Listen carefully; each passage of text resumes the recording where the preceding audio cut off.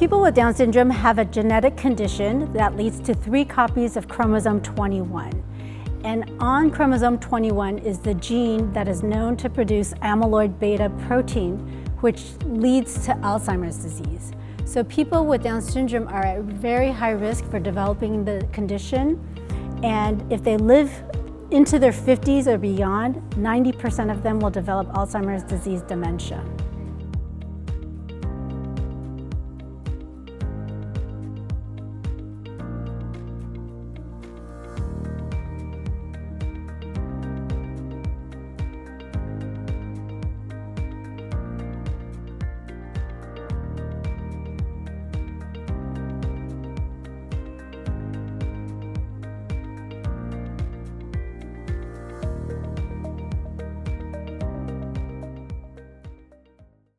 My name is Christy Hom, and I am a neuropsychologist. I am also a principal investigator in several research studies here at UCI, studying children and adolescents, as well as adults with Down syndrome. Depending on the study, we are looking at different factors. It could be their metabolic health, obesity, or lifestyle factors. If we're in the adult studies, we're looking at the effects of aging and Alzheimer's disease, and trying to discover ways to improve cognitive reserve and cognitive resilience. The Alzheimer's study is called Alzheimer's Biomarker Consortium for Down Syndrome, or ABCDS.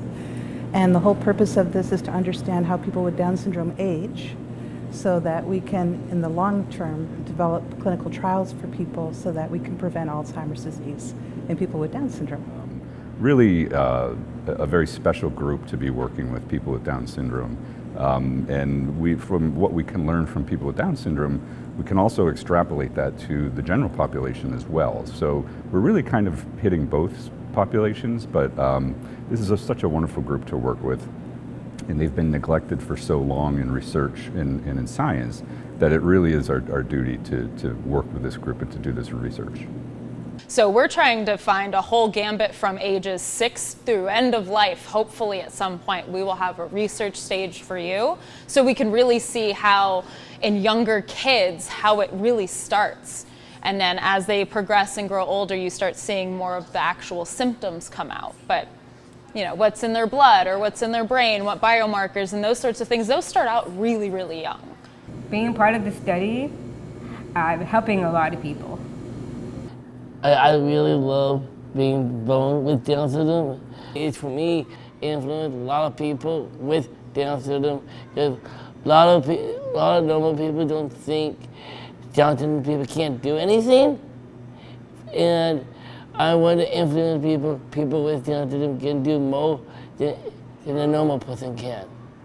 We want to improve quality of life for people with Down syndrome, especially as they get older.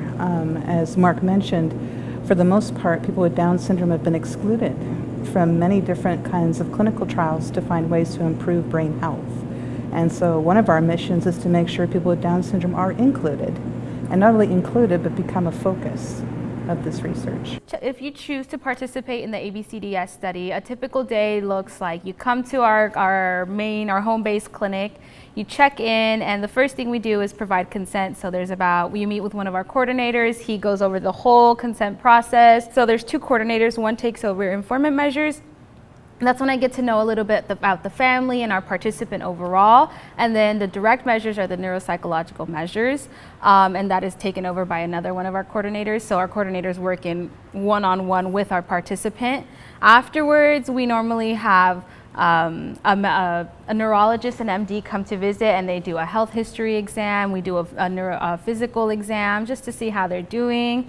We take the time to answer any questions or any concerns family members may have about their child.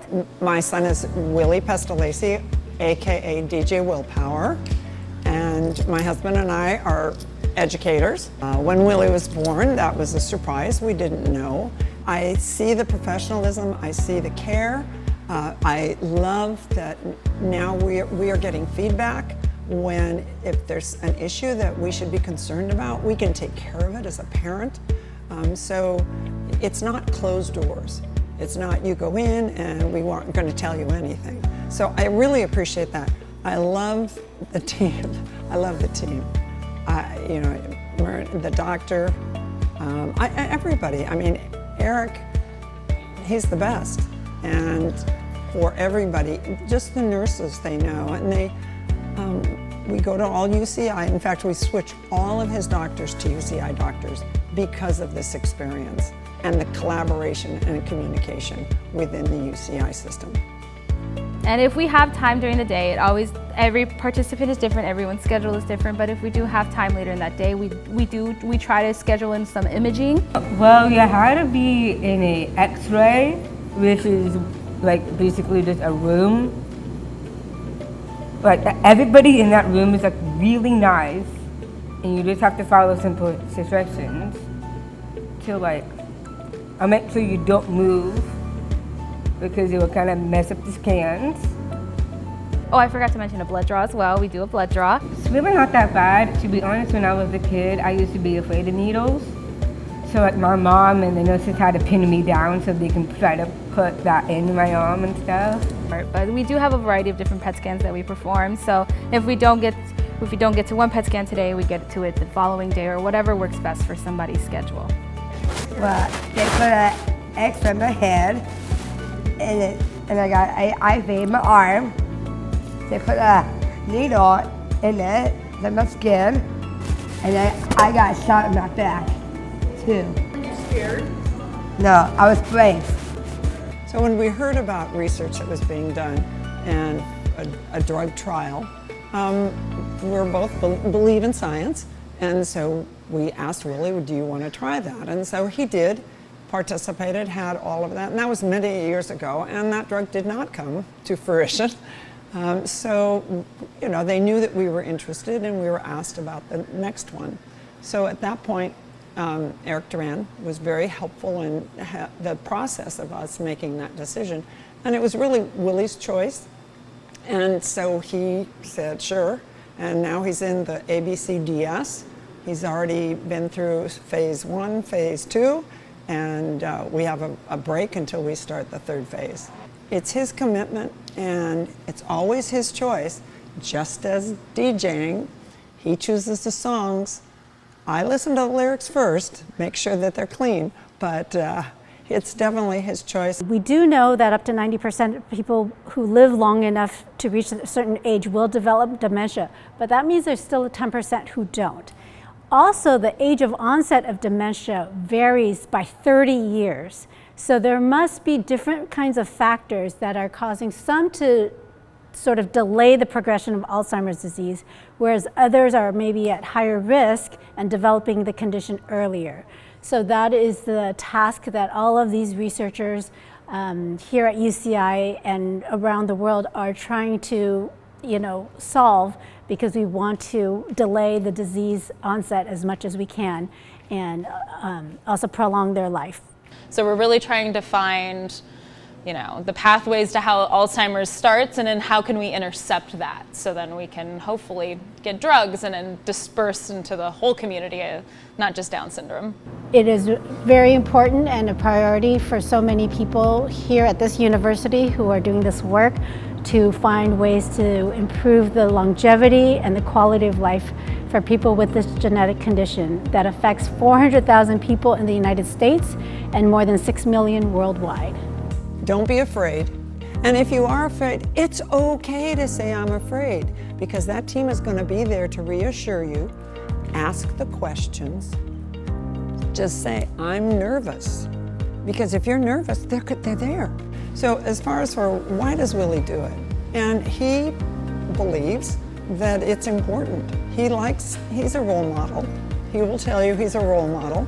He's blessed to have a job, works at Albertsons, 40 hours, over 21 years. So he is committed to helping others. And so that's where this medical piece, he said, well, it's okay. And blood draws, he's had him his whole life. The team has been very good about explaining what the process is, because he's had MRIs, he's had PET scans, he's had the first phase, he had a lumbar puncture, and he knows the next phase has another lumbar puncture. and they made him really at ease. And he was fun. He knew exactly what it was. They had, I wouldn't say entertainment, they had an iPad, putting on music, the doctor was great. And so the whole experience for him, he's always come out with a smile on his face, happy to help. And I think that makes a difference. And I tell him, look, you're helping me, you're helping your dad, you're helping your sister, but you're also helping the whole Down syndrome community and everybody with Alzheimer's.